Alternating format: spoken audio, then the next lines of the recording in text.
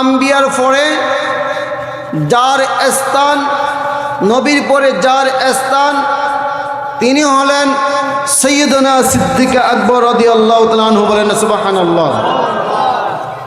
সিদ্দিক আকবরের সম্পর্কে আমি আল্লাহ যদি আমাকে তৌফিক দেয়, আমার রসুলের মুআজিজা সিদ্দিক আকবরের নেকাহে করম, ওলি আল্লাহদের নেকাহে করম, আমার পীর মুর্শিদ নেকাহে করম, মা বাবার দোয়াকে মাথার উপরে রেখে আমার আলোচনা ভিতরে আমি ঢুকে যাচ্ছি। আসলে সে বাবারা, এটা হচ্ছে কার বাগান? আমাকে একটু সহযোগিতা করেন আপনার। এটা হচ্ছে মাহফিল, হচ্ছে একটা প্র্যাকটিক্যাল ক্লাস। এটা এখানে যারা আসবেন তারা এখান থেকে কিছু নিয়ে যেতে হবে, ঠিক কিনা বাবারা? আর আসলাম গেলাম, তবরক দিল, তবরক খেলাম, এক কান দিয়ে ঢুকাইলাম আরেক কান দিয়ে বাইর করলাম, তাহলে মাহফিল কমিটিরা লাখ লাখ টাকা অর্জন করে এই রসুলের বাগানকে সুন্দর বাতি দিয়ে, জরি বাতি দিয়ে প্যান্ডেল করে আপনি আমাদের জন্য সাজিয়েছেন, ঠিক কিনা বাবারা? আর তখনই সার্থক হবে যখন আমরা এই মাহফিল থেকে কিছু নিয়ে যেতে বাড়িতে ফিরতে পারবো, ঠিক কিনা বাবারা? সুতরাং আমি আপনাদের কাছে, আমার কোনো এলেম নাই, আমল নাই, যোগ্যতা নাই, জ্ঞান নাই, কোনো কোয়ালিটি নাই, তারপরেও আল্লাহ রাব্বুল আলামিনের মেহেরবানিতে আমার রসুল করিম সাল্লাল্লাহু আলাইহি সাল্লামের মুআজিজার উসিলা নিয়ে আমার পীর মুর্শিদের মাথার উপরে রেখে আমি আজকের আলোচনার ভিতরে এখনই প্রবেশ করতে যাচ্ছি। বলেন আলহামদুলিল্লাহ। গভীর মনোযোগ। ও আমার যুবক ভাইরা, বাবারাম, পদ্মানুসীন মা ও বোনেরাম, গভীর মনোযোগ। সিদ্দিক আকবর উনি কিরকম মানুষ ছিলেন? সিদ্দিক আকবর কিরকম লোক ছিলেন? সিদ্দিক আকবরের পরিচয় কি? সিদ্দিক আকবরের পরিচয় কি? সিদ্দিকের আকবরের অবদান কি? আমরা অনেকেই জানি না। উনি হচ্ছেন খলিফাতুর রাসূল। আমার রসুলের সঙ্গে আমার রসুলের বন্ধু ছিলেন সিদ্দিক আকবর রাদিয়াল্লাহু তাআলা আনহু। সাহাবী কাদেরকে বলা হয় বাবারাম? আপনারা গভীর মনোযোগ দেন। আমরা একজন আরেকজনকে যদি জিজ্ঞাসা করি, ও যুবক ভাইরা, অশিক্ষিত সমাজের ভাইরা, বাবারা, সাহাবী কাদেরকে বলা হয়? সাহাবী কাদেরকে বলা হয়? সাহাবীদের খেলাফতকে কতটুক পালন করেছেন? সাহাবীদের কর্তব্য কি? আমরা অনেকেই জানি না। সাহাবী তাদেরকে বলা হয়, যেমন ইমাম বুখারী রাহমাতুল্লাহি আলাইহি উনি সাহাবীর সংখ্যা দিতে গিয়ে বলতেছেন, মান সাহিবান নবিয়্যা সাল্লাল্লাহু আলাইহি ওয়াসাল্লাম আর রাআহু মিনাল মুসলিমিনা ফাহুয়া মিন আসহাবিহি। বলেন না সুবহানাল্লাহ। তাদেরকে সাহাবী বলা হয় যারা রাসূল করিম সাল্লাল্লাহু আলাইহি সাল্লামের নিজ চোখে যারা দেখেছেন আমার নবীকে। কারা দেখেছেন? যারা নিজ চোখে আমার নবীকে। কোনো ব্যক্তি যারা দেখেছেন, এবং নয় তারা ভালোবাসার সহিত, আন্তরিকতার সহিত মহাব্বত করতেন, ভালোবাসতেন আমার রসুলের উপর, কোরআনের উপর ঈমান আনয়ন করেছেন, তাদেরকে সাহাবী বলা হয়।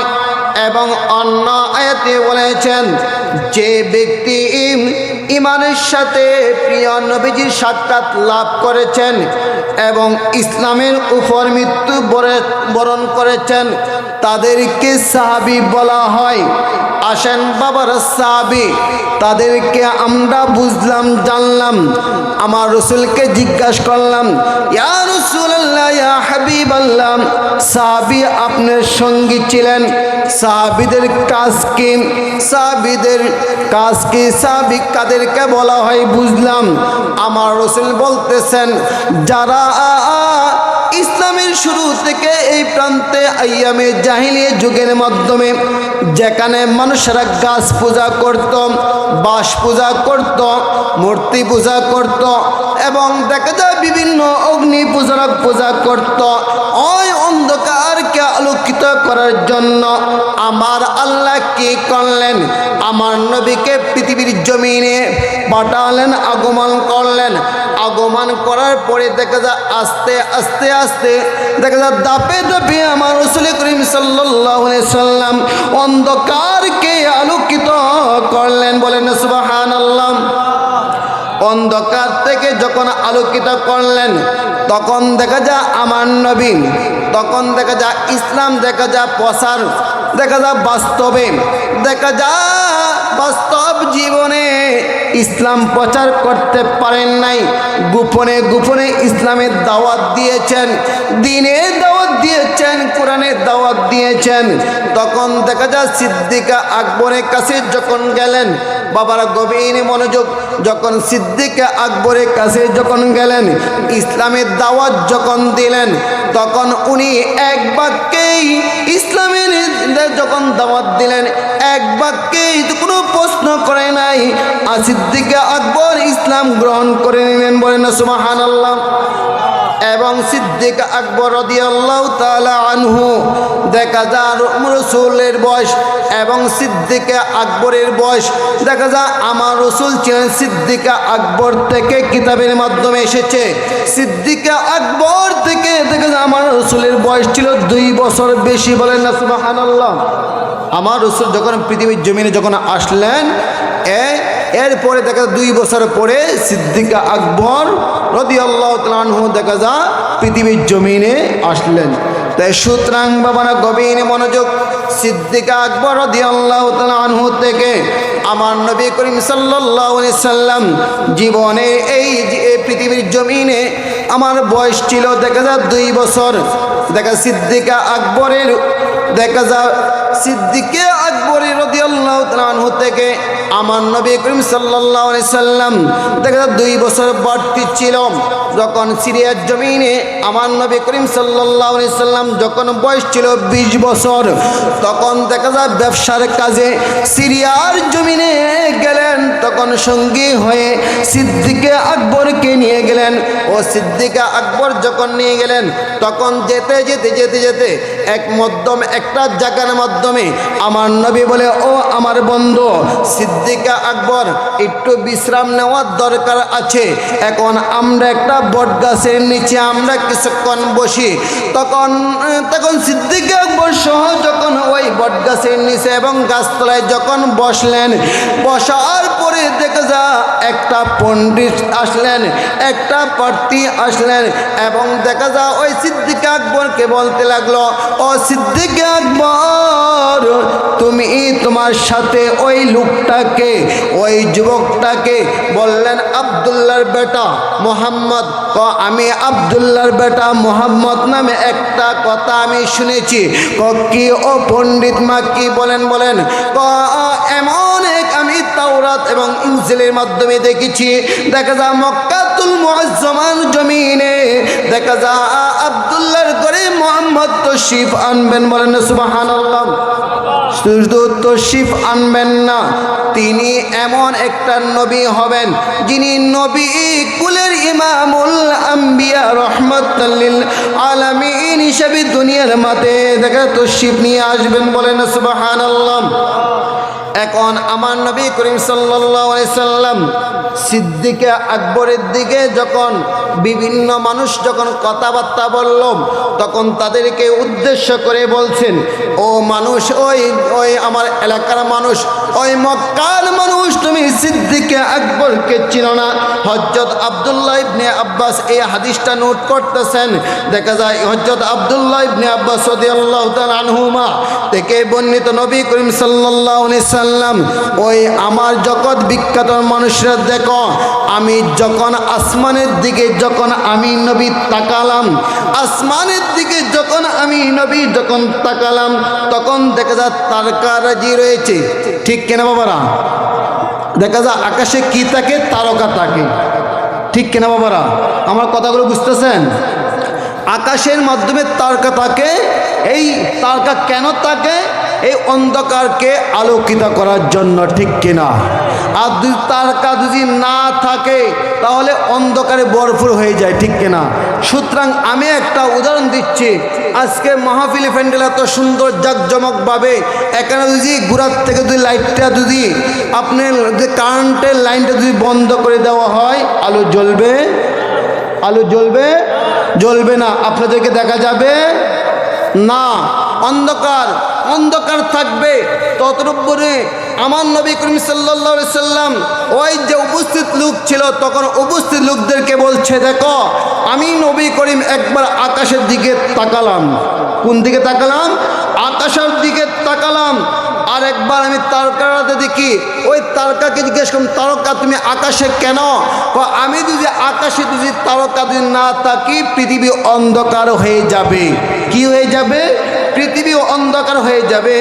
আমার নবী করিম সাল্লাল্লাহু আলাইহি সাল্লাম বললেন যে তুমি যদি আকাশের মধ্যে তারকা যদি না থাকো, না জ্বলম, তাহলে পৃথিবীর জমিন যেরকম অন্ধকার হয়ে যাবে, ততরূপভাবে আমার সাহাবীরা যদি না থাকে, আমার নিরাপত্তা কে দিবে? বলেন সুবহানাল্লাহ। আমার নবী করিম সাল্লাল্লাহু আলাইহি সাল্লাম তো আল্লাহ তো রয়েছেন, তারপরে সঙ্গীর দরকার আছে কিনা? সঙ্গী বলতে আমার সাহাবীরা সকলে আমার সঙ্গী, আর তারা নিরাপত্তা আমি রসুল। বলেন না সুবহানাল্লাহ। আমি তাদের নিরাপত্তা আমি রসুল, সাহাবেদের নিরাপত্তা আমি রসুল। যেভাবে আকাশের নিরাপত্তা তারকারাজি, এভাবে আমি সাহাবেদের নিরাপত্তা আমি মুহাম্মদুর রাসূলুল্লাহ সাল্লাল্লাহু আলাইহি ওয়াসাল্লাম। উচ্চ আওয়াজে বলি সুবহানাল্লাহ। এবং এরপরে বলতেছেন আমার যারা গুনাহগার উম্মত রয়েছে, আমরা কার উম্মত? আমাকে একটু সহযোগিতা, আমরা কার উম্মত? আখিরি নবীর উম্মত। ওই আখিরি নবীর উম্মত আমরা। আমাদের নিরাপত্তাকে, আমাদের নিরাপত্তা কাকে দিবে? আমার নবীকে। আমার নবী দেখেন সুন্দরভাবে বোঝানোর জন্য হাদিস শরীফের মাধ্যমে নোট করছেন, বলতেছেন যদি সাহাবীদের নিরাপত্তা আমি নবী এবং উম্মতের নিরাপত্তা সাহাবীরা। বলেন সুবহানাল্লাহ। কেন? কোরআনে কাদিমের মাধ্যমে অনেক আয়াত আল্লাহ পেশ করেছেন, বলতেছেন আমি যখন কালিমার পতাকা, ইসলামের পতাকা, দ্বীনের পতাকা এবং ইসলামের পতাকা যখন আমায় আল্লাহ আমানত হিসাবে নবীর হাতে তুলে দিলেন। বলেন না সুবহানাল্লাহ। যুগে যুগে কালে কালে যত নবী রাসূল এসেছেন, ওই পতাকাগুলো আমানত দিলেন।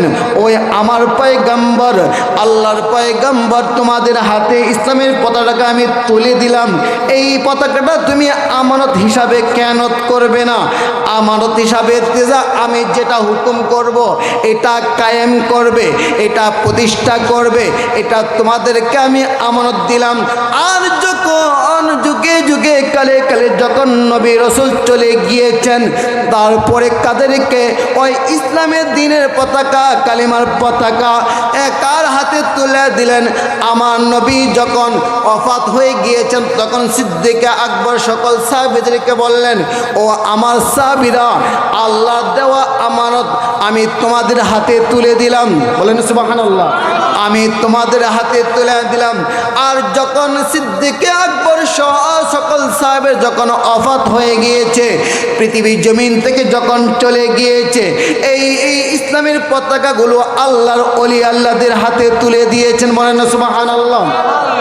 আল্লাহর ওলি আল্লাহদের হাতে তুলে দিয়েছেন। বাবারা গভীর মনোযোগ, আমি বলতে চাচ্ছিলাম এটা ইসলামের পতাকাটা এমন একটা আমানত, কিন্তু দেখা যায় আমরা আমানতকে খেয়ানত করি, ঠিক না? আমরা আমানতকে কি করি? খেয়ানত করি। কিন্তু একটা কথা মনে রাখবেন বাবারা, আল্লাহ ছাড় দেন, ছেড়ে দেন না। আল্লাহ কি করেন? ছাড় দেন, ছেড়ে দেন না। এটা আমি আমার অন্ধকরণী মাহফিলেও আমি বলেছি, যখন কোনো মানুষ যখন বিপদে পড়ে, যখন বাংলার জমিনে যখন সাইক্লোন, ঘূর্ণিঝড় এবং তুফান যখন আসে, তখন দেখা যায় ওই শাহজালাল ইয়ামিন শাহ পরান শাহ মখদুমের নাম জপে, ঠিক কিনা বাবারা? এর আগে তখন ওলি আল্লাহরা, আমরা কার কাছ থেকে ইসলামটা পেয়েছি?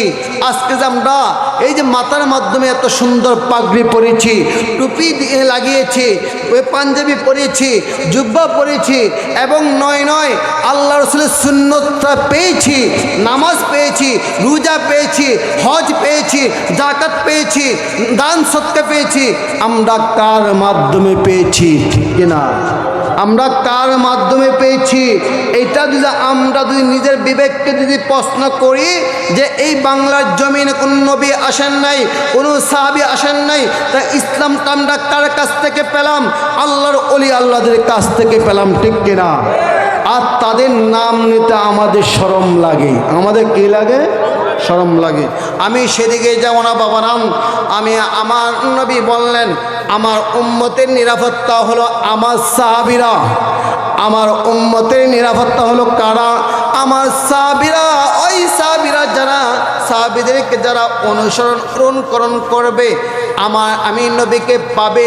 আর আমি নবীকে যখন পাইল, তাহলে কাকে পাওয়া যাবে? আল্লাহকে পাওয়া যাবে। কাকে পাওয়া যাবে?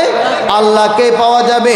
আসেন বাবারা, আমার নবীর সাথে যখন অ্যাডজাস্ট হয়ে গেলেন সিদ্দিক আকবর রাদিয়াল্লাহু তাআলা আনহু, তখন দেখা যায় হিজরতের সময় বলেন, ও সিদ্দিক আকবর, দেখা যায় অনেক সাহাবীদেরকে বলে দিলেন, ও আমার সাহাবীরা, আমার মাতৃভূমি ভূমি ছেড়ে মক্কাতুল মুআজ্জামা ছেড়ে আমি চলে যেতে হবে। আল্লাহর আয়াত নাজিল করে দিয়েছেন, ও আমার হাবিব, আমার বন্ধু, আপনার ওই মক্কার কাফেররা, মক্কার মুশরিকরা, বেঈমান বিদ্বেষীরা আপনাকে দেখা যায় এখানে থাকতে দিবে না, আপনাকে নির্যাতন করবে, আপনাকে হত্যা করবে, আপনাকে বিভিন্ন রকম আক্রমণ করছে। আমি এই আল্লাহ আপনাকে হুকুম দিলাম, আপনি আপনার মাতৃভূমি ছেড়ে মক্কাতুল মুআজ্জামার জমিন ছেড়ে আপনি সাহাবীদেরকে নিয়ে মদিনাতুল মুনাওয়ারা চলে যান। বলেন সুবহানাল্লাহ। আল্লাহ যতক্ষণ পর্যন্ত ঘোষণা না দিলেন ততক্ষণ পর্যন্ত হিজরত করেন নাই। হিজরত কি করেন নাই? করেন নাই। তা আসেন বাবারা, আমরা যদি হঠাৎ করে কেউ যদি বলে যে হুজুর এখান থেকে চলে যেতে হবে, আমার বাড়ি গাড়ি জায়গা জমিন অট্টালিকা জীবনে যা উপার্জন করেছি, যারা স্থানীয় লোক তারা যদি একজন আসে যদি বলে যে আপনাকে এখান থেকে চলে যেতে হবে, আপনি এই ঘরের মাধ্যমে থাকতে পারবেন না, আপনি সব কিছু না হলে আপনার জান যেতে হবে, আপনার মাল দিতে হবে, সুতরাং আপনার জান দেওয়ার আগে আপনি এখান থেকে পালিয়ে চলে যান, ঠিক কিনা? তখন কি বলবে? তখন দেখা যায় তার কষ্ট লাগবে। কি জীবনের মাতৃভূমি, এখানে আমার জন্ম, এখানে আমার বাপের বেটা, এখানে আমার মায়ের বেটা, এখানে আমার সব কিছু, এখান থেকে যে চলে যেতে আমার কষ্ট লাগবে না? কষ্ট লাগবে। ততরমভাবে আমার নবী দেখে যায় চোখের পানি দেখা যায় দাউ দাউ দাউ দাউ করে যখন আমি টপ টপ টপ টপ করে জমিনের মধ্যে পড়তে লাগলাম, তখন দেখা যায় সাহাবীদেরকে বলল, ও আমার সাহাবী, আমি আর থাকা যাবে না, তোমরা যে যেখান থেকে পারো, যে যেভাবে তুমি পারো তোমরা পারো, এভাবে তোমরা মক্কাতুল মুআজ্জামার জমিন ছেড়ে তুমি মদিনাতে চলে যাও। বলেন সুবহানাল্লাহ। তখন চলে গেলাম। আর সিদ্দিকে আকবরকে বলে দিল, ও আমার সিদ্দিকে আকবর, তুমি আমার সাথে যাবে, আর সকল সাহাবীরা সবাই আগে ভাগে যে যেখান দিয়ে যাইতে পারে সে দেখে দিয়ে চলে যাবে, সুতরাং তুমি সিদ্দিকে আকবর আমার সঙ্গে যাবে। বলেন সুবহানাল্লাহ। এই ঘটনা শোনার পর থেকে সিদ্দিকে আকবর চোখ দিয়ে কান্নাকাটি করছে। আর এখনো কেন কান্নাকাটি করে বাবারা? একটা হচ্ছে খুশির কান্নার, আর একটা হচ্ছে দুঃখের কান্না। কান্না, একটা হচ্ছে সুখের কান্না আর একটা হচ্ছে দুঃখের কান্না। আর সিদ্দিক আকবর বলল, ইয়া রাসূলুল্লাহ, ইয়া হাবিবাল্লাহ, অনেক সাহাবীরা রয়েছে, অনেক দেখা যায় আপনার সাহাবীরা রয়েছে, ওই সকল সাহাবীদের মাধ্যমে আমি সিদ্দিক আকবর আপনি বেছে নিয়েছেন। বলেন সুবহানাল্লাহ। আমি সিদ্দিক আকবরকে বেছে নিয়েছেন ইয়া রাসূলুল্লাহ, এর চেয়ে আমার সৌভাগ্য কপাল আর কি হতে পারে। আসেন বাবারা, গভীর মনোযোগ। যখন সিদ্দিক আকবর বললাম, ইয়া রাসূলুল্লাহ, ইয়া হাবিবাল্লাহ, আমি প্রস্তুত, এভাবে যখন এই ঘটনা যখন বলে দিল, যখন আমার নবী করিম সাল্লাল্লাহু আলাইহি ওয়াসাল্লাম সিদ্দিক আকবর বলো আর সকলে চলে গেল, এভাবে তখন হঠাৎ করে একদিন দেখা যায় আমার নবী রাতের বেলায় গেল। রাতের বেলায় গিয়ে যাওয়ার পরে সিদ্দিক আকবর ঘরের মাধ্যমে টোকা দিল। কি দিল? ঘরের দরজার মাধ্যমে টোকা দিল। আর হযরত সিদ্দিক আকবর রাদিয়াল্লাহু তাআলা আনহু আমার নবী করিম সাল্লাল্লাহু আলাইহি ওয়াসাল্লাম যখন একটা টোকা দিল, আর সাথে সাথে সিদ্দিক আকবরের ঘরে দরজা খুলে দিল। বলেন না সুবহানাল্লাহ। তখন আমার নবী বলতেছেন, ও সিদ্দিক আকবর, তুমি কি রাতের বেলা ঘুম যাও নাই? কন্যা না, ইয়া রাসূলুল্লাহ, ইয়া হাবিবাল্লাহ, খোদা কি কসম করে বলছি, যখন থেকে আপনি আমি সিদ্দিক আকবরকে বলে দিয়েছেন আমার সাথে তোমার হিজরত করতে হবে, আমার সঙ্গে হয়ে তুমি আমার সাথে যেতে হবে হিজরতে, তখন সেদিন থেকে আমি সিদ্দিক আকবর দেখা যা ঘুমের খাটের মাধ্যমে আমি দেখা যা একদিনও ঘুম যাই নাই। আমি কি করি নাই? একদিনও ঘুম যাই নাই। কেন যাই নাই? ওই যে আপনি যে বলেছেন যে আমাকে সঙ্গে নিয়ে হিজরত করবেন। কি করবেন? হিজরত করবেন। আর আমার সবসময় চিন্তা থাকতো, ইয়া রাসূলুল্লাহ, ইয়া হাবিবাল্লাহ, মক্কার কাফিররা কখন আপনাকে আক্রমণ করে ফেলে, কখন আপনাকে হত্যা করে বলে, কখন আপনাকে নির্যাতন করে ফেলে, সেই চিন্তায় আমার ঘুম আসতো না। বনের প্রিয় মুহাম্মদ, বলেন উচ্চাওয়াজে বলেন, ত্রিভুবনের প্রিয় মুহাম্মদ এলো রে দুনিয়ায়, আইরে সাগর আকাশ বাতাস দেখবে যদি আইরে সাগর আকাশ বাতাস দেখ, তো আওয়াজকে বলেন, ত্রিভুবনের প্রিয় মুহাম্মদ, ত্রিভুবনের প্রিয় মুহাম্মদ এলো রে দুনিয়ায়, রে সাগর আকাশ বাতাস দেখ, দোলের দরা বেহেশতে আজ, দোলের দরা বেহেশতে আজ, জয় করিল দিল রে লাজ, আজকে খুশির ডল মেচে, আজকে খুশির ডল মেচে, দুশোর সাহারা আইর সাগর দেখবে যদি আইর সাগর আকাশ বাতাস দেখ, দেখ কামিনার মায়ের কুলে দুলের শিশু ইসলাম দুলে, কচি মুখে শাহাদাতে বাণী সে শোনায়, সাগর আকাশ বাতাস দেখবে যদি আইরে সাগর আকাশ বাতাস। গভীর মনোযোগ বাবা, আমি বলতে যাচ্ছিলাম, সিদ্দিক আকবর রাদিয়াল্লাহু তাআলা আনহু যখন আমার নবী বললেন, সিদ্দিক আকবর চলো চলো, এখন আমরা হিজরত করতে হবে, আল্লাহ আমাদেরকে হুকুম করেছেন, আমার এই মক্কার জমিনে থাকা যাবে না, সিদ্দিক আকবর চলো। তখন কি করলেন বাবারা? অনেক ঘটনা রয়েছে। রাতের বেলায় যখন সিদ্দিক আকবরকে নিয়ে যখন চতুর্দিকে আমার নবীর দেখা যায় হুজরা শরীফ সিদ্দিক আকবর গর্ষ তারা অ্যাটাক করেছে, চতুর্দিকে মানুষ দেখা যায় ঘেরাও করেছে, তখন আল্লাহ বলে, বন্ধু আপনি চিন্তা করার কোনো কারণ নাই, আপনি চিন্তা করেন নাই, আপনি এক মুষ্টি বালু নেন, এক মুষ্টি বালু নিয়ে চতুর্পাশে আপনি ছিটিয়ে দেন। বলেন সুবহানাল্লাহ। আর কি করলেন আমার নবী জানে কি কি পরে জানি, দেখা যাক কি পরে জানি, যে ঘরের চতুর্দিকে যখন কাফের মুশরিকের চোখের উপরে যখন ছিটিয়ে দিলেন, তখন তারা যা দেখা যা দেখতে পারে নাই, অন্ধকার মতো হয়ে গিয়েছে। আর আমার নবী আর সিদ্দিক আকবর এই সুযোগে গিয়েছেন, বলেন না সুবহানাল্লাহ। এইভাবে যখন যেতে যেতে যেতে দেখে পাহাড়ে গুহায় মাধ্যমে দেখা যায় শরীরটা ক্লান্ত হয়ে গেল। ও বলল, ইয়া রাসূলুল্লাহ, ইয়া হাবিবাল্লাহ, দেখা যায় মদিনা তো অনেক দূর, অনেক জায়গা রয়েছে, কিন্তু অনেক দূরে আমরা একটু বিশ্রাম নেই। তখন দেখা যায় আমার নবীর শরীরটাও দেখা যায় অনেক, দেখা যায় বিশ্রামে দেখা যায় অনেক সময় আস্তে আস্তে ক্লান্ত হয়ে গিয়েছে।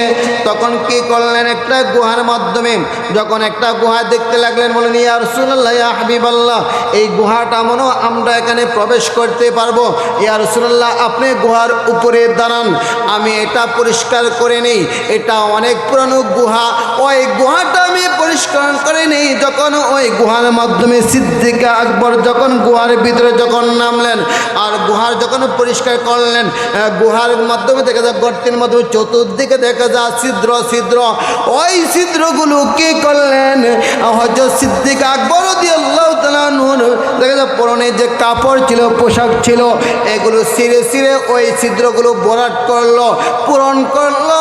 তখন দেখা যায় আরেকটা সব যখন ছিদ্রগুলো ভরাট করার পরে একটা ছিদ্র বাকি ছিল, ওই ছিদ্রটা দেখা যায় ভরাট করার জন্য ওনার কাছে আর জামা ছিল না, কাপড় ছিল না, এমন কোনো জিনিস ছিল না। তখন কি করলেন, ইয়া রাসূলুল্লাহ, ইয়া হাবিবাল্লাহ, গর্তের মাধ্যমে আমি আগে নামি, আমি নামার পরে পরিষ্কার করার পরে আপনি ইয়া রাসূলুল্লাহ আপনি নামেন।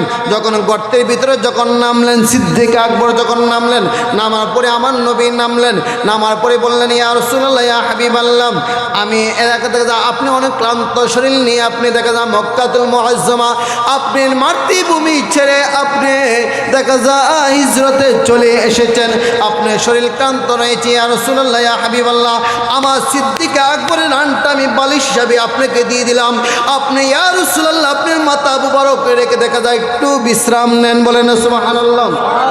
তখন সিদ্দিক আকবরের রানটা যখন বালিশ হিসাবে যখন দিয়ে দিলেন, আমার নবী করিম সাল্লাল্লাহু আলাইহি সাল্লাম কি করলেন, মাথাটা রাখলেন সিদ্দিক আকবরের রান মুবারকের মাধ্যমে যখন যখন রাখলেন, তখন ওই একটা যে বাকি একটা গর্ত ছিল, ওই গর্তটা দেখা যায় সিদ্দিক আকবরের পা দিয়ে দেখা যায় ঢেকে রাখলো, বলেন না সুবহানাল্লাহ। একটা গর্ত সিদ্দিক আকবরের দেখা যায় পা দিয়ে যখন ডেকে রাখলো, তখন দেখা যায় আমার নবী ওই সিদ্দিক আকবর রাদিয়াল্লাহু তাআলা আনহুর পার মাধ্যমে যখন বিশ্রাম নিয়ে যখন একটু একটু ঘুম চলে আসছে, বলেন সুবহানাল্লাহ। আমার নবী কি ঘুম যাচ্ছে, তখন দেখা যায় বাবারা গভীর মনোযোগ, আমার নবী ঘুম যাচ্ছেন আর সিদ্দিক আকবর পা দিয়ে গর্তটা দেখা যায় বন্ধ করে রাখলেন। আর ওই গর্তের ভিতর থেকে একটা সাপ, এক বিষাক্ত সাপ সিদ্দিক আকবরকে দংশন করলেন। ও বাবারা, সাপে দেখা যায় বলতেছে আমার নবী এখান দিয়ে হিজরত করবে, আমি অনেক আগে আমি শুনেছি, সুতরাং আমার নবীকে দেখার জন্য ছটপট করছি, কিন্তু দেখা যায় সিদ্দিক আকবর সবগুলো গর্তগুলো বন্ধ করে দিল। আর আমি নবীকে এত কাছে আসার পরেও যদি না দেখতে পারি, তখন আমার কপালটা, আমার মনটা দেখা যায় শান্ত হবে না। ও সিদ্দিক আকবর, তোমার পাটা শোনাও। কিন্তু না না না, আমার নবী কষ্ট পাবে, আমার নবীর দেখা যায় ঘুম ভেঙে যাবে। তখন দেখা যায় সিদ্দিক আকবরের পার মাধ্যমে যখন সাপের দংশন করলেন, যখন কাফে যখন দংশন করলেন, তখন দেখা সিদ্দিক আকবর শরীরটা বিষাক্ত হয়ে গেল।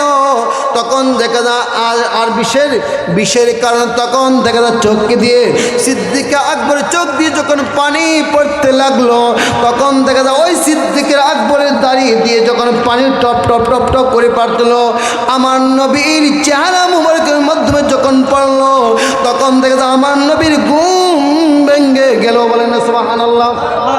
আর যখন নবীর ঘুম ভেঙে গেল, তখন ইয়া রাসূলুল্লাহ, ইয়া হাবিবাল্লাহ, আমাকে ক্ষমা করে দেন, আমার কোন কষ্টের কারণে, আমার কোন ভুলের কারণে, আমার কি আমি লড়াচড়া করেছি নাকি আপনি আরামের ঘুম ভেঙে গেল, আপনি আরামের ঘুম হারাম হয়ে গেল, ইয়া রাসূলুল্লাহ, ইয়া হাবিবাল্লাহ, আমাকে ক্ষমা করে দেন। তখন দেখেন সিদ্দিক আকবরের আদব কাকে বলে, আদব কাকে বলে? আমার নবী ঘুম যাচ্ছেন, আর সিদ্দিক আকবরের শরীরটা এমনি বিষে বিষাক্ত হয়ে গেল। তখন দেখা যায় ওই বিষটা সহ্য না করতে করতে দেখা যায় চোখ দিয়ে যখন এক ফোঁটা পানি যখন আমার নবীর চেহারা মুবারকের মাধ্যমে যখন পড়ে গেল, তখন আমার নবীর ঘুম ভেঙে গেল। আর ঘুম যখন ভেঙে গেল তখন বলতো, ও সিদ্দিক আকবর, তোমার চেহারা মুবারক এরকম কেন? তোমার চেহারা চোখ দিয়ে কেন পানি পড়ছে?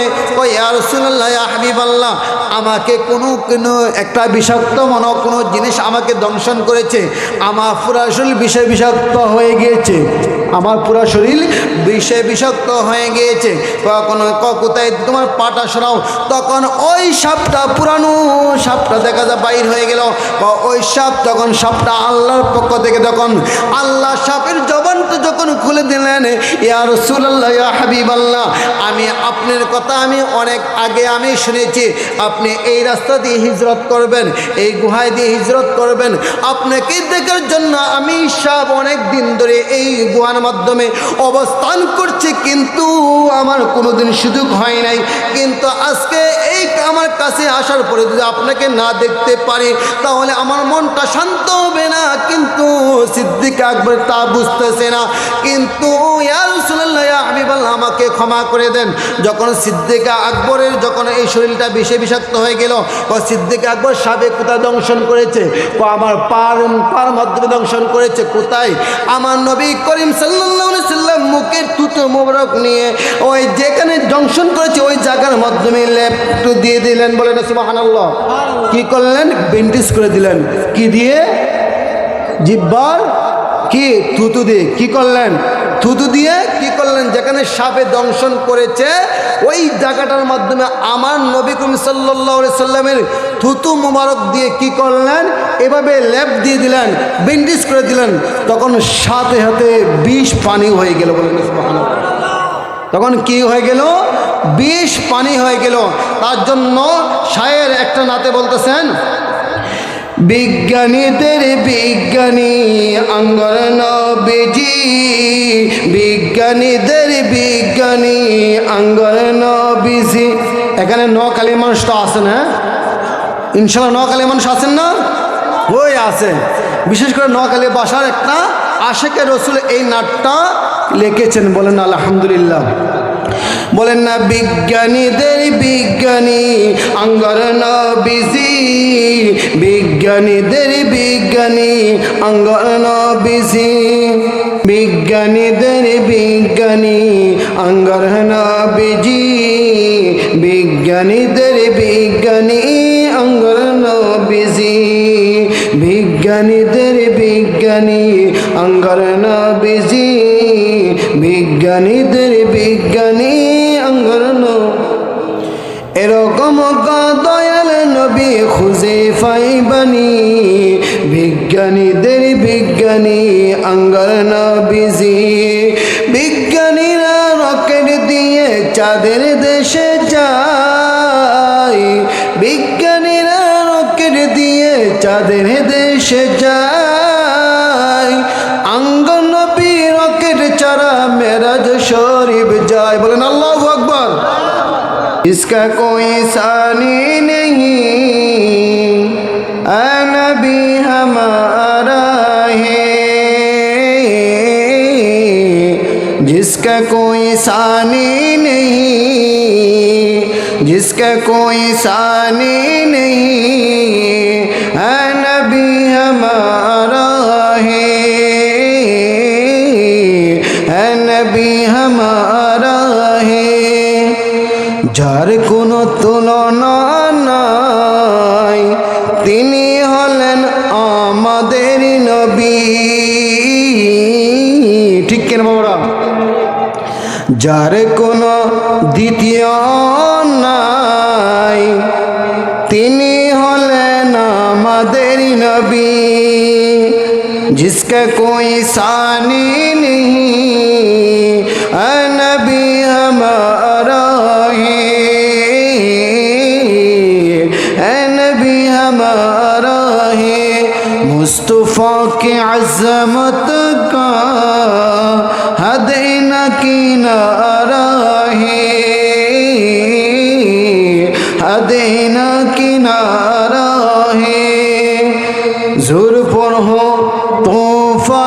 भी ज़ुर पर है तूफ़ान भी डगमग नैया भी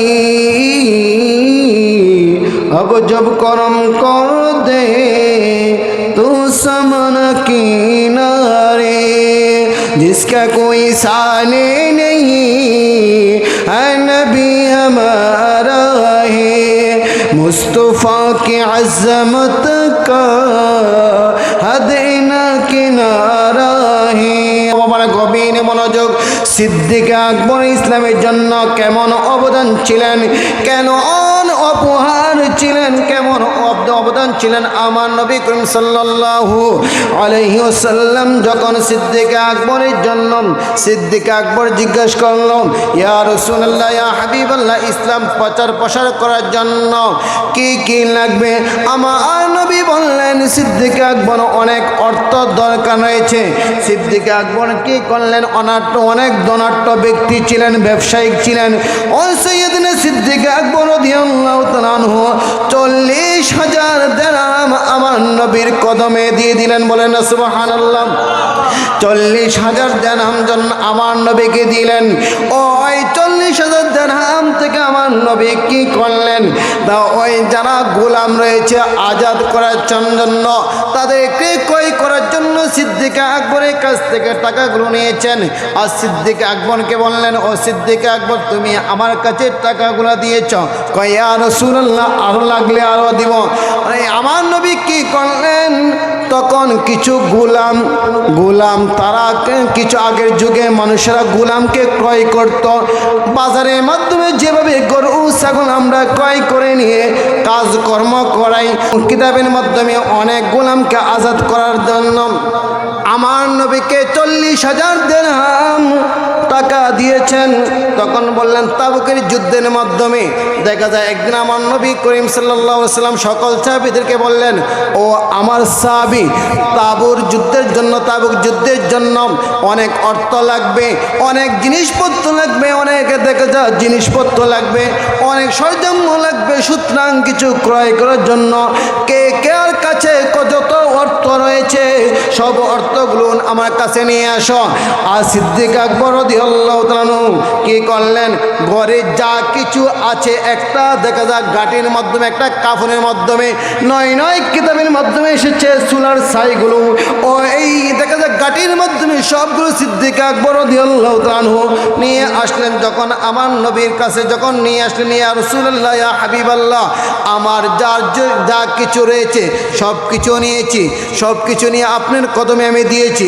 তখন বললে, ফারুক আজম, তুমি আমার জন্য তাবুকের যুদ্ধের জন্য কি নিয়ে এসেছ? ইয়া রাসূলুল্লাহ, আমি এই জিনিসগুলো দিয়ে দিলাম। আর কি ঘরের মাধ্যমে রেখেছ? আমার অর্থ সম্পদ কিছু অর্ধেক থেকে, পুরো সম্পদ থেকে আমি অর্ধেক নিয়ে এসেছি, আর অর্ধেক আমার ওয়ারিশ ঘরের জন্য রেখে এসেছি। তখন ফারুক আজম যখন এই কথা বললেন, উসমান জুন্নুরাইন, তুমি কি নিয়ে এসেছো? ইয়া রাসূলুল্লাহ, আমি 1000 উট দিব তাবুকের যুদ্ধের জন্য। বললেন সুবহানাল্লাহ। এভাবে আস্তে আস্তে বললেন সিদ্দিক আকবর, বললেন সিদ্দিক আকবর, তুমি আর কিছু ঘরের মাধ্যমে আছেনি? না ইয়া রাসূলুল্লাহ ইয়া হাবিবাল্লাহ, আমি তখন সব কিছু, আমি সকল কিছু নিয়ে এসেছি। তখন আমার নবী বলতে লাগলেন, ও সিদ্দিক আকবর রাদিয়াল্লাহু তাআলা আনহু, তুমি যে সব কিছু নিয়ে এসেছো আমার জন্য তাবুকের যুদ্ধের জন্য, কিন্তু তোমার ছেলে সন্তান বউ বেটির জন্য কি রেখে এসেছ? তখন সিদ্দিক আকবরের প্রেম দেখেন, প্রেম কাকে বলে? এক বাক্যে বলেন, আল্লাহ ও রাসূলকে আমার ঘরের মাধ্যমে রেখে এসেছি। বলেন সুবহানাল্লাহ। তখন রসুল কোথায়? সিদ্দিক আকবরের সামনে, সিদ্দিক আকবরের সামনে আমার রসুল উপস্থিত। তখন বলছে, আমার রসুল জিজ্ঞেস করলেন, ইয়া আবু বকর, তোমার ঘরের মাধ্যমে সব কিছু নিয়ে এসেছ, চুলার ছাইগুলো নিয়ে এসেছ, ঘরের মধ্যে আর কিছু রেখে নাই, ডেকচি পাতিল যা রয়েছে সব কিছু নিয়ে এসেছ, সুতরাং তুমি কাকে রেখে এসেছ এবং কিছু খাওয়ার জন্য কিছু জিনিসপত্র রেখে আসছ কিনা? তখন সিদ্দিক আকবর রাদিয়াল্লাহু তাআলা বলতে লাগলেন, ইয়া রাসূলুল্লাহ, আমি আল্লাহ এবং রসুলকে ঘরের মাধ্যমে রেখে এসেছি। এরকম আমাদের প্রেম লাগবে, ঠিক কিনা বাবারা? এবং আমার নবী করিম সাল্লাল্লাহু আলাইহি সাল্লাম আরো বললেন, আমি দুইজন ব্যক্তির ঋণ কখনো শোধ করতে পারবো না। বললেন সুবহানাল্লাহ। একজন হলেন আবু বকর সিদ্দিক রাদিয়াল্লাহু তাআলা আনহু। ওনার দান এমন সময় দান করেছেন যে সময় বেশি বেশি প্রয়োজন ছিল, সেই সময়ে সিদ্দিক আকবর দান করেছেন। নিজের অর্থ দিয়েছেন, নিজের মেয়েকে দিয়েছেন, নিজের জীবন জৈবন সব কিছু আমার নবীর কদমে লুটিয়ে দিয়েছেন। বলেন সুবহানাল্লাহ। আর একজন হচ্ছে আমাদের সকলের আম্মাজান, আমার রসুলের স্ত্রী বিবি খাদিজাতুল কুবরা রাদিয়াল্লাহু তাআলা আনহা। দেখেন খাদিজা রাদিয়াল্লাহু তাআলা আনহু, দেখা যায় এমন একটা নারী ছিলেন যে নারী আমার নবীর জন্য 40 মণ স্বর্ণগুলো, ওই খাদিজা রাদিয়াল্লাহু তাআলা আনহার যত সম্পদ ছিল ওই যুগের মাধ্যমে 40 মণ স্বর্ণগুলো আমার নবীর হাতে দিয়ে দিলেন। বলেন সুবহানাল্লাহ। ইয়া রাসূলুল্লাহ, ইয়া হাবিবাল্লাহ, আপনার দ্বীনের জন্য, ইসলামের জন্য, কোরআনের জন্য, আল্লাহ এবং রাসূলের জন্য আমার সম্পদ যা রয়েছে 40 মণ স্বর্ণ আপনার হাতে আমি দিয়ে দিলাম। বলেন সুবহানাল্লাহ। এইভাবে যখন আমার নবীর হাতে যখন 40 মণ স্বর্ণ দিয়ে দিলেন খাদিজা রাদিয়াল্লাহু তাআলা আনহা, তখন দেখা যায় ইসলামের কাজে আস্তে আস্তে টাকা ব্যয় করতে করতে সবগুলো বিলীন করে দিলেন। এবং একদিন দেখা যায় অনেক দূর থেকে আমার নবী করিম সাল্লাল্লাহু আলাইহি সাল্লাম ঘরের মধ্যে প্রবেশ করলেন। ও বিবি খাদিজা রাদিয়াল্লাহু তাআলা আনহা, ও বিবি খাদিজা, ঘরের মাধ্যমে কিছু রয়েছে কিনা? আমার অনেক পরিশ্রম করে এসেছি, আমার ক্ষুধার্ত পেটের মাধ্যমে দেখা যায় খাওয়ার জন্য আমার বেশি দেখা যাও হয়রান লাগছে। তখন বলতেছেন বিবি খাদিজা বলতে লাগলেন, ইয়া রাসূলুল্লাহ, ইয়া হাবিবাল্লাহ, ওই আমাদের বকরির থেকে এক পেলা দুধ আমরা দহন করে নিয়ে এসেছি। বলেন সুবহানাল্লাহ। এবং প্রতিবেশীরা হাদিয়া হিসেবে 4টা খাজুর দিয়েছে। কয়টা খাজুর? 4টা খাজুর দিয়েছে। আমি 2টা, ও আমার প্রাণের স্বামী, আমি 2টা খাজুর আমি নিজে খেয়েছি, আর 2টা খাজুর আপনার জন্য আমি রেখে দিয়েছি, আর এক পেলা দুধ আমি রেখে দিয়েছি। ইয়া রাসূলুল্লাহ, ইয়া হাবিবাল্লাহ, আপনাকে এই 2টা খাজুর একটা পেলা দুধ দিলাম, আপনি পান করেন, ক্ষুধার্ত নিবারণ করেন। তখন আমার নবী করিম সাল্লাল্লাহু আলাইহি সাল্লাম কি করলেন? দেখা যায় একটা খাজুর নিজে খাইলেন, আর একটা খাজুর খাদিজা রাদিয়াল্লাহু তাআলা আনহাকে দিয়ে দিলেন। বলেন সুবহানাল্লাহ। একটা খাজুর নিজে খাইলেন, আর একটা খাজুর বিবি সাহেবাকে দিয়ে দিলেন, আমাদের আম্মাজান হযরত খাদিজা রাদিয়াল্লাহু তাআলা আনহাকে দিয়ে দিলেন। আর অর্ধেক ওই এক পেলা দুধ থেকে অর্ধেক দুধ আমার নবী পান করলেন, আর অর্ধেক দুধ দেখা যা ওই বিবি খাদিজা রাদিয়াল্লাহু তাআলা আনহাকে দিয়ে দিলেন। বললেন ইয়া রাসূলুল্লাহ, ইয়া হাবিবাল্লাহ, আমি তো খেয়েছি। না না, তুমি খাও। আপনাদের কাছে একটা প্রশ্ন রাখতে চাই, এত ক্ষুধার্ত অবস্থায় একটা খাজুর এবং অর্ধেক পেলা দুধ খাইলে কি পেট ভরে কিনা? পেট ভরে না। তখন দেখা যায় হঠাৎ করে দেখা যায় ওই ইসলামের কাজের জন্য, দ্বীনের কাজের জন্য ঘরের মাধ্যমে খোঁজখবর নিতে পারে নাই। হঠাৎ আমার নবী করিম সাল্লাল্লাহু আলাইহি সাল্লামের দেখা যায় চোখ গিয়েছিল আম্মাজানের শরীরের দিকে। বলেন সুবহানাল্লাহ। আম্মাজানের পোশাকের দিকে যখন নজর করলেন, ও বিবি সাহেবা, আমাদের আম্মাজান খাদিজা, ও খাদিজা, তুমি তো আমাকে 40 মণ স্বর্ণ দিয়েছিলে বিবাহের সময়, তুমি কোনোদিন আমাকে জিজ্ঞাসা করো না ইয়া রাসূলুল্লাহ, ইয়া হাবিবাল্লাহ, যে আমার এতগুলো সম্পদ কোন কাজে ব্যয় করেছেন, কোন কাজে করেছেন? কিন্তু ইয়া রাসূলুল্লাহ, ইয়া হাবিবাল্লাহ, তখন খাদিজাকে যখন এই কথা বললেন, খাদিজা উত্তর দিলেন, ইয়া রাসূলুল্লাহ, ইয়া হাবিবাল্লাহ, আমার বিশ্বাস আপনি প্রত্যেকটা টাকা দ্বীনের জন্য, ইসলামের জন্য আপনি ব্যয় করেছেন। বলেন না সুবহানাল্লাহ। তুমি এত ধনাঢ্য ব্যক্তি ছিলে, 40 মণের স্বর্ণের অধিকারী মালিক ছিলে, তোমার কাপড় এই অবস্থা কেন? এমন কাজ দেখা যায় পরনের মাধ্যমে যে কাপড়টা ছিল, এমন কাপড়টার মাধ্যমে দেখা যায় এমন জোড়া তালি ছিল, আর এমন জোড়া তালি ছিল, আর একটা জোড়া দেওয়ার জায়গা নাই। বলেন সুবহানাল্লাহ। উনি মা বোনদের, বিশেষ করে মা বোনদের এই হযরত খাদিজা রাদিয়াল্লাহু তাআলা আনহার আদর্শ অনুকরণ করতে হবে। আমাদের মা বন্ধু যে হয়তো যে 40 মণ স্বর্ণ নিয়ে এসেছি, তোমার ঘরের মাধ্যমে কাপড় নাই, এক চিরা কাপড়ে কেন থাকবো? তোমার দেখা যায় ঘরের মধ্যে খানা নাই, ঘরের মধ্যে বাজার নাই, এভাবে আমি থাকতে পারবো না, এর কন্ডিশন লাগবে। আমার বাপের সম্পদ নিয়ে আমি টাকা নিয়ে এসেছি, ধন নিয়ে এসেছি, এভাবে আমি থাকতে পারবো না কিন্তু খাদিজা রাদিয়াল্লাহু তাআলা আনহা কি করলেন, তখন সব সম্পদ দিয়ে দিলেন। এমন বললেন, ও আমার বিবি, কোনোদিনও তো তুমি জিজ্ঞাসা করো নাই, কোনোদিনও জিজ্ঞাসা করো নাই যে এতগুলো স্বর্ণ, এতগুলো টাকার পয়সা সব কিছু আপনাকে দিলাম, যে আপনি টাকাগুলো কোন কাজে ব্যয় করেছেন, কোন কাজে ব্যয় করেছেন? আমার বিশ্বাস ইয়া রাসূলুল্লাহ ইয়া হাবিবাল্লাহ, আপনার প্রতি আমি বিশ্বাস, যেদিন থেকে হাতে হাত রেখে আমি এসেছি, সুতরাং সেদিন থেকে আপনি আমি চিনি এবং আমি মানি। বলেন সুবহানাল্লাহ। তখন বললেন, যখন বিবি সাহেবের দিকে যখন তাকালেন, তখন কাফরের মাধ্যমে যে কাপড় ছিল, ওই কাপড়টার মাধ্যমে এমন তালি ছিল, আর কোনো তালি দেওয়ার জায়গা নাই। বলেন সুবহানাল্লাহ। তখন বলল, বিবি, এতদিন পর্যন্ত আমার কাছে তুমি কোনো জিনিস চাও নাই কেন? ওই ইয়া রাসূলুল্লাহ, আমি যদি আমার কাফেরের জন্য যদি আপনাকে বলি, আপনার পকেটের অবস্থা আমি বিবি খাদিজা জানি। বলেন সুবহানাল্লাহ। আপনাকে যদি জানি, যদি আমি কি বলি আমার কাফড় নাই, ঘরের মধ্যে জিনিসপত্র নাই, তাহলে আপনি যদি না আনতে পারেন তাহলে কষ্ট পাবেন। বলেন সুবহানাল্লাহ। তো সেই কারণে আপনার পকেটের অবস্থা আমি জানি, আপনাকে আমি বলি নাই। তখন ও খাদিজা, ও ইয়া রাসূলুল্লাহ ইয়া হাবিবাল্লাহ, আপনার কাছে আমি আজকে একটা অনুরোধ করবো, 3টা জিনিস চাইবো, আপনি দিবেন কিনা? বলেন না সুবহানাল্লাহ। বিবি খাদিজা জিজ্ঞেস করলো, স্বামী, আপনার কাছে আমি 3টা জিনিস চাইবো। বললেন, বিবি খাদিজা, তুমি অবশ্যই 3টা জিনিস কি বলো? তখন অনুরোধ করলেন, 1 নাম্বার, আমি খাদিজা যখন মারা যাব, তখন আপনি পরনে যে জুব্বা মুবারক রয়েছে, ওই জুব্বা মুবারক দিয়ে আমাকে মাটি দিবেন। বলেন সুবহানাল্লাহ। কাফনে কাপড় কিনবেন না, আপনি জুব্বা মুবারক দিয়ে আমাকে দাফন করবেন। 1 নাম্বার প্রশ্ন, 1 নাম্বার আবদার হচ্ছে এটা। আর কি আছে, তুমি আর কি চাও? 2 নাম্বারে বলতেছেন, আপনি আমাকে যখন কবরে রাখবেন, তখন কবরটা চতুর্পাশে আপনি ঘুরবেন। বলেন সুবহানাল্লাহ।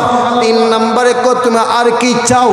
3 নাম্বারে যখন সবাই যখন আমাকে দাফন কাফন করে মাটি দিয়ে যখন চলে আসবে, ইয়া রাসূলুল্লাহ ইয়া হাবিবাল্লাহ, আপনি কবরের পাশে দাঁড়িয়ে থাকবেন। বলেন সুবহানাল্লাহ। তখন 3টা আবদার আমি রাখলাম। তখন 3টা জিনিস করলে তোমার কি লাভবান হবে? ও ইয়া রাসূলুল্লাহ ইয়া হাবিবাল্লাহ, আপনি জুব্বা মুবারক যখন আমাকে এই কাপড় দিয়ে যখন দাফন করা হবে, তখন ওই জাহান্নামের আগুন আমাকে স্পর্শ করার শক্তি পাবে না। বলেন সুবহানাল্লাহ। যখন রাসূল করিম সাল্লাল্লাহু আলাইহি ওয়াসাল্লাম জুব্বা মুবারক আমার গায়ে থাকবে, তখন ওই জাহান্নামের আগুন আমাকে স্পর্শ করতে পারবে না। 2 নাম্বার, যে আমি যখন তোমাকে কবরে রাখবো, তখন চতুর্পাশে কবরটা কেন আমি করব?